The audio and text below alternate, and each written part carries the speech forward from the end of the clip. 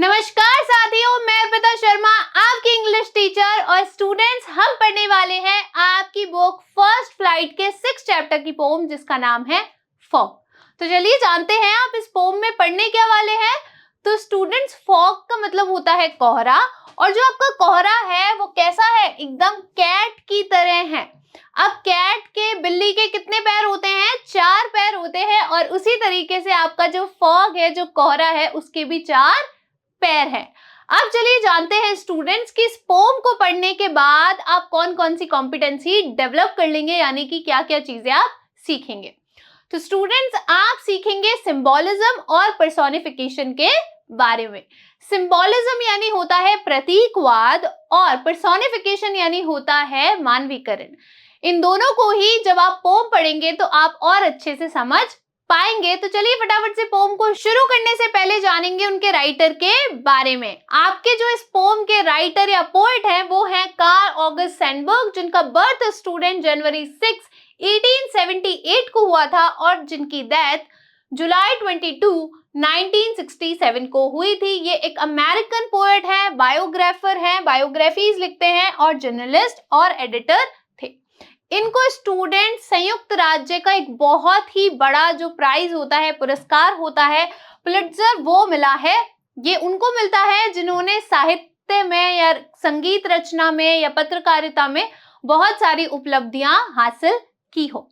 अब एक लाइन में समझते हैं स्टूडेंट्स कि आप इस पोम में आखिर पढ़ने क्या वाले हैं। तो आप पढ़ने वाले हैं fog describes the beauty and mystery of the natural world. ये जो स्टूडेंट्स आपकी पोम है ये बताती है किसके बारे में? सुंदरता के बारे में और रहस्य के बारे में, प्रकृति के। यानी कि ये जो पूरी पोम है ये आपको प्रकृति की सुंदरता और उसके अंदर छुपे रहस्यों के बारे में बताएगी।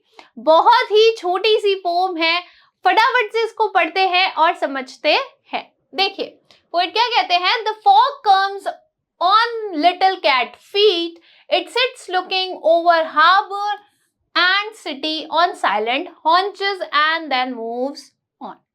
देखिए क्या कह रहे हैं वो कि फॉग जो है, the fog comes यानी कि फॉग आता है। फॉग यानी कोहरा, ठीक है, कोहरे की बात हो रही है।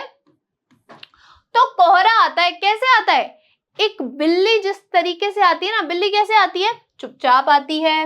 कैसे, कितने पैर होते हैं उस बिल्ली के? 4 पैर होते हैं। तो उसी प्रकार से एक जो फॉग होता है, कोहरा होता है, वो बिल्कुल बिल्ली की तरह आता है।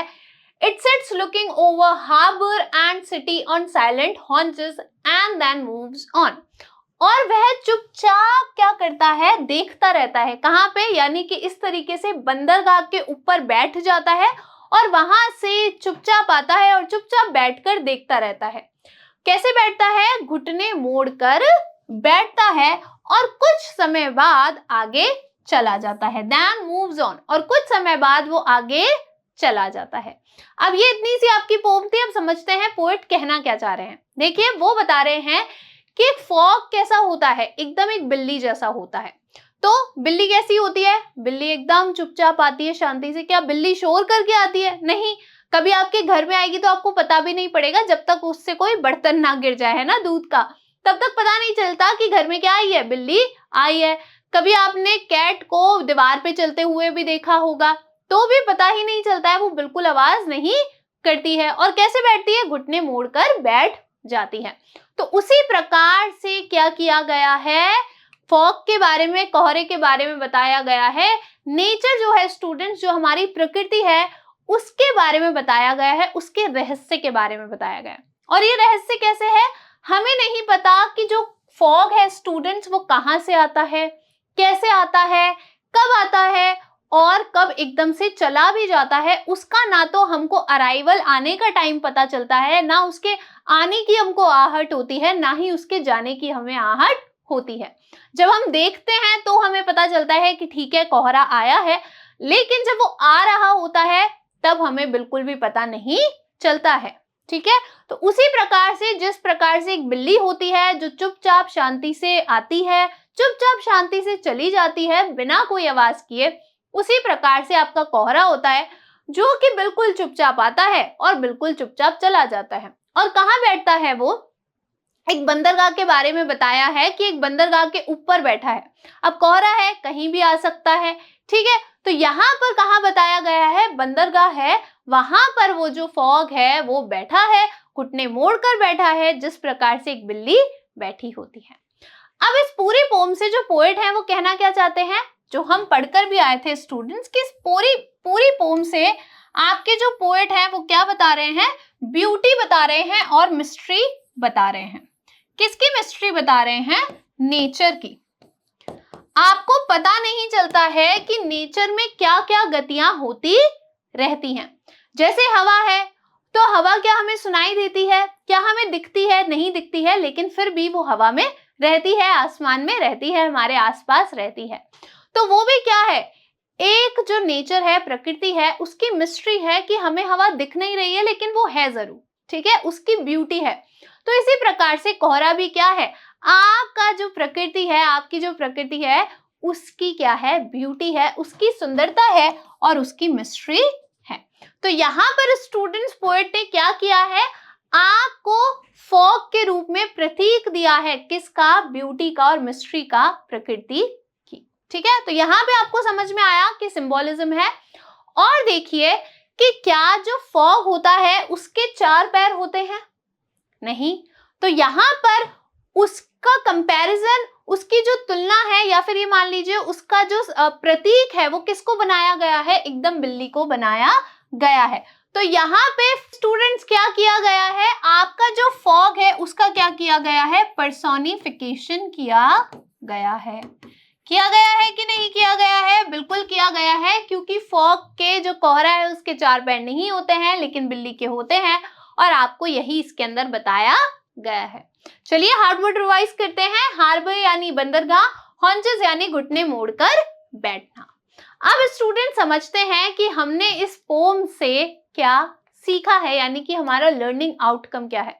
तो हमने क्या सीखा है, नेचर की पावर के बारे में सीखा है, उसकी शक्ति के बारे में सीखा है और मिस्ट्री के बारे में सीखा है।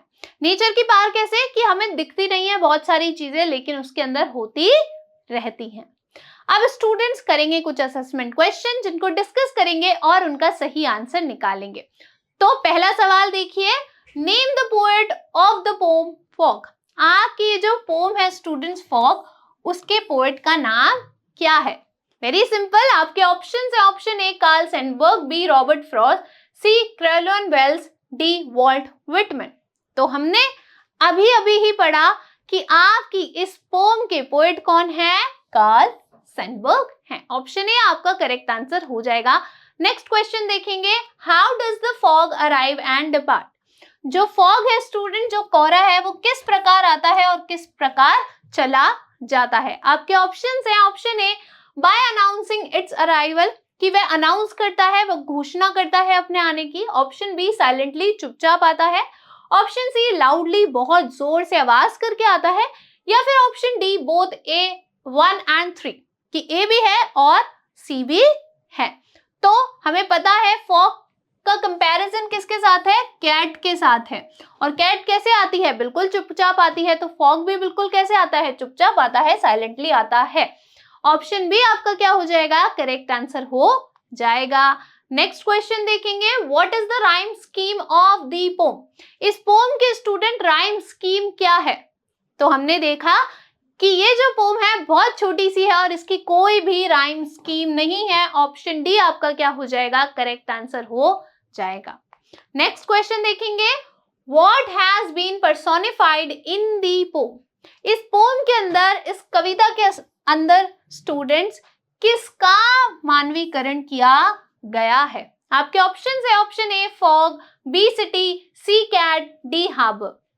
तो किसका किया गया है मानवीकरण, किसकी तुलना एक कैट से की गई है, फॉग की गई है। तो मानवीकरण भी किसका हुआ, फॉग का हुआ। ऑप्शन ए आपका क्या हो जाएगा, करेक्ट आंसर हो जाएगा। चलिए देखिए नेक्स्ट क्वेश्चन और last question, what has the poet compared the fog with. Poet ने फॉग की, कोहरे की तुलना किसके साथ में की है। आपके ऑप्शंस हैं, option A dog, B cat, C woman, D none of the above. अब यहाँ पे हमें पता है कि इस फॉग की जो तुलना है स्टूडेंट, जो कंपैरिजन है वो किसके साथ किया गया है? ऑप्शन बी, कैट के साथ किया गया है। आई होप आपको ये पार्ट अच्छा लगा होगा और अच्छे से समझ में भी आया होगा। Thank you.